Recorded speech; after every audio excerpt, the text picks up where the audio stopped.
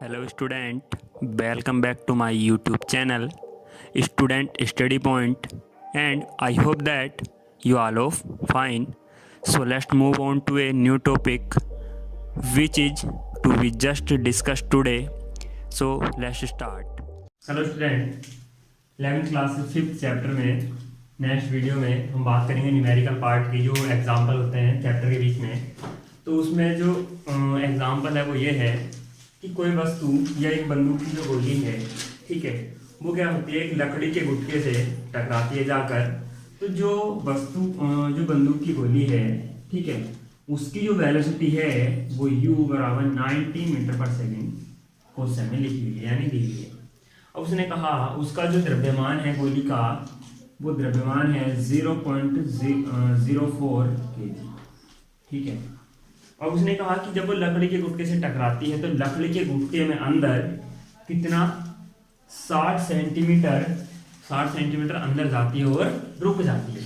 तो यानी जो वस्तु की जो बहुत स्मॉलेस्ट दूरी हुई ds, तो वो है 60 सेंटीमीटर। तो आप इसको दो तरीके से सोल्व कर सकते हैं। उसने कहा है इस पर लगने वाला मंदन बल ज्ञात कीजिए।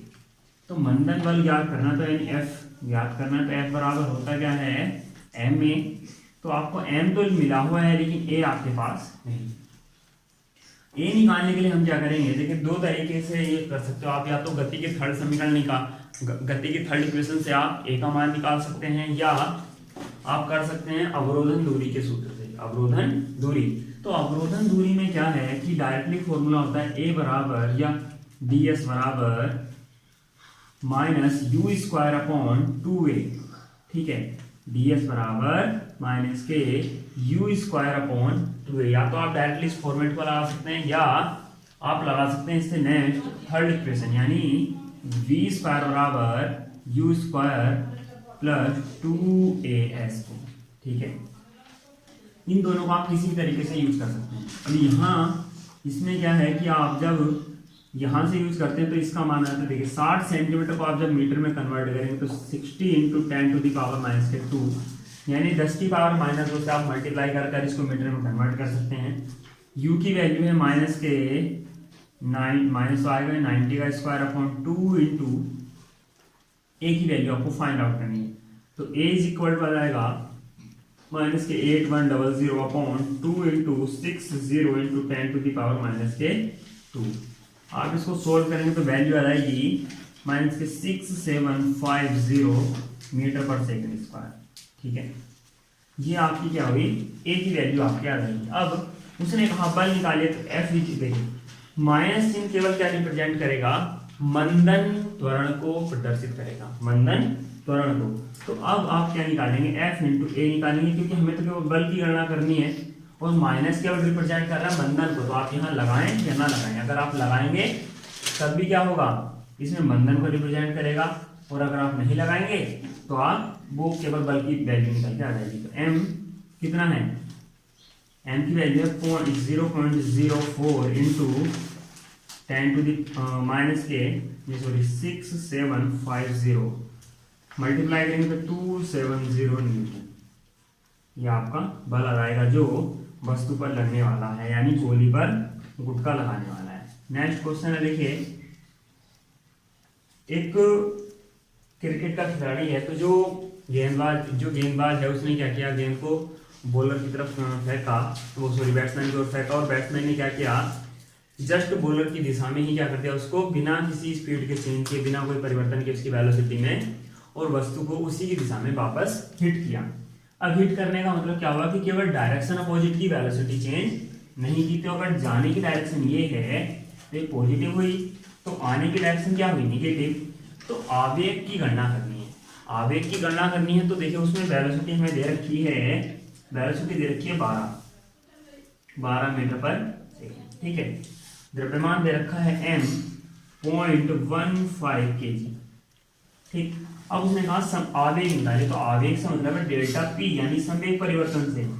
तो p2 माइनस p1, यानी आप आराम से निकाल सकते हैं। अब देखिए यहाँ केवल u आप देख रहे हैं एक है, लेकिन जो जाने वाली वेलोसिटी है, यानी बॉलर की एक तो आने की हुई और एक बॉल के जाने की, तो जाने वाले आप निगेटिव लेंगे तो m v कह सकते हो आप उसे।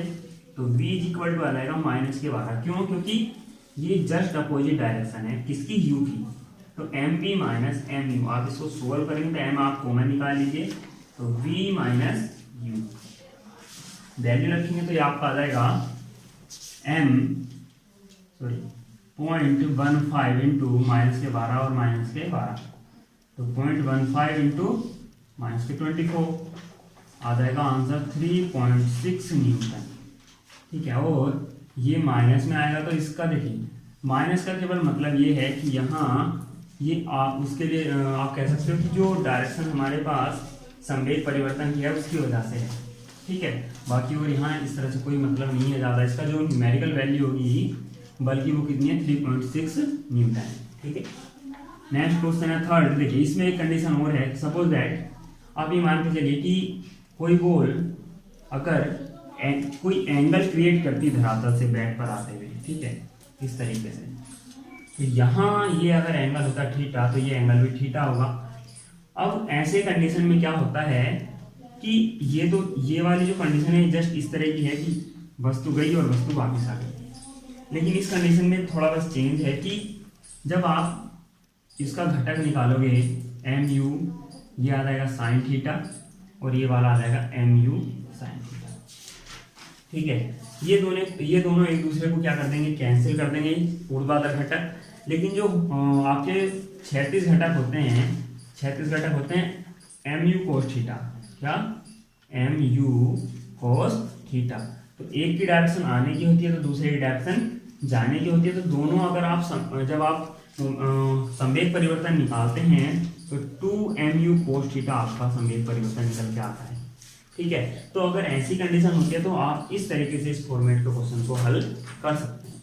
ठीक है, अब नेक्स्ट क्वेश्चन की बात करते हैं। देखिए उसने कहा नेक्स्ट क्वेश्चन में कि एक डोरी जो है एक दृढ़ आधार से टंगी हुई है, यानी लटक रही है, और उसकी जो लेंथ है वो कितनी है, 2 मीटर है। लेंथ हो गई 2 मीटर।